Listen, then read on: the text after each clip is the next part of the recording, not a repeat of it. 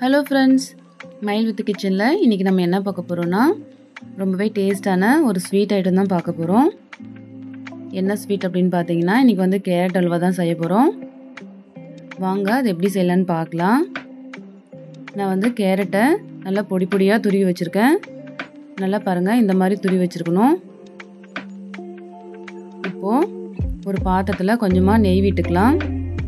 இந்த நெய் பார்த்திங்கன்னா வீட்டிலேயே காய்ச்சின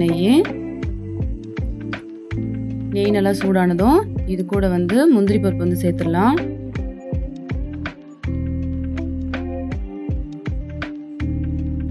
லைட்டாக கலர் வந்த பிறகு நம்ம இது தனியாக வந்து எடுத்து வச்சிடலாம்.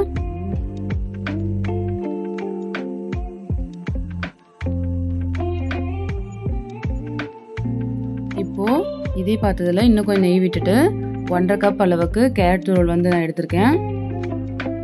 சேர்த்துட்டு நல்லா மிக்ஸ் பண்ணிக்கோங்க.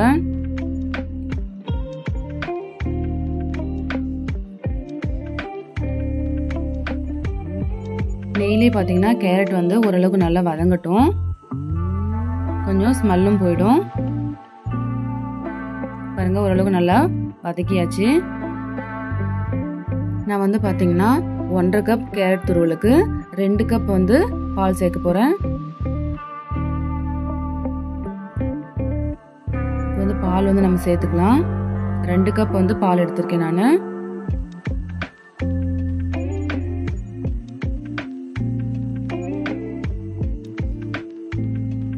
சேர்த்தியாச்சு. இப்போ நல்லா மிக்ஸ் பண்ணி விட்டுக்கலாம். நான் வந்து பார்த்தீங்கன்னா பச்சை பால் தான் எடுத்திருக்கேன். நீங்கள் வேணும்னா காய வச்சு கூட சேர்த்துக்கலாம். நல்லா மிக்ஸ் பண்ணி விட்டுக்கோங்க. நல்லா கொதிக்க ஆரம்பிக்கட்டும்.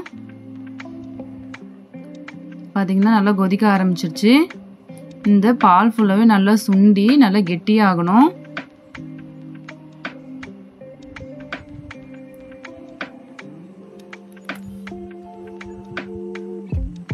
கொஞ்சம் நேரம் அப்படியே சிம்மிலே வேக விடுங்க.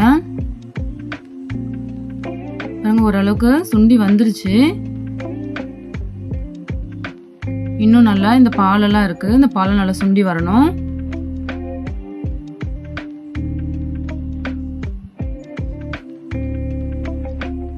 இந்த மாதிரி வேகும் போது பார்த்தீங்கன்னா நமக்கு கேரட் ஸ்மெல்லே வராது.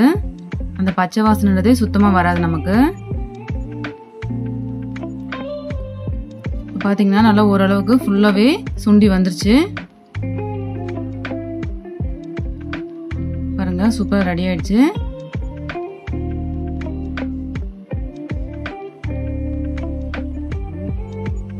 இப்போ இது கூட நான் வந்து 1/4 கப் அளவுக்கு சர்க்கரை சேர்த்துக்கிறேன்.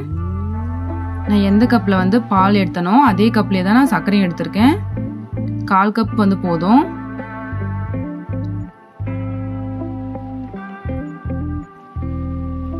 சர்க்கரை சேர்த்த உடனே பார்த்தீங்கன்னா கொஞ்சம் இலகி வரும். அதுவும் நல்லா பார்த்தீங்கன்னா சுண்டி வரட்டும்.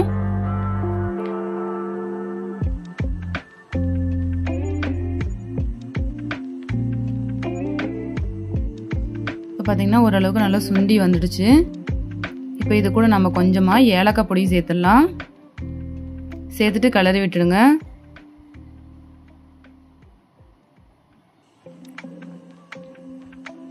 இப்போ இது கூட கடைசியாக நம்ம முந்திரி பருப்பை வறுத்து வச்சுருக்கோம் இல்லையா, அதையும் சேர்த்துடலாம்.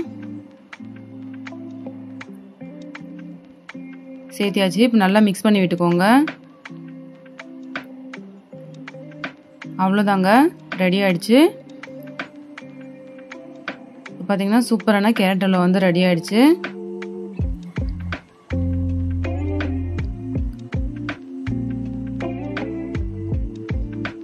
அவ்வளோதான். இது சூடாக சாப்பிட்டாலும் நல்லாயிருக்கும், அப்படியே ஆற விட்டு சாப்பிட்டாலும் ரொம்ப சூப்பராக இருக்கும். இப்போ கடைசியாக முந்திரி பருப்பை வந்து பொடியாக கட் பண்ணி வச்சுருக்கேன், அதையும் சேர்த்துடலாம். அவ்வளோதாங்க, சூப்பரான கேரட் அல்வா வந்து ரெடி ஆயிடுச்சு. இந்த ரெசிபியை நீங்களும் வீட்டில் ட்ரை பண்ணி பாருங்கள்.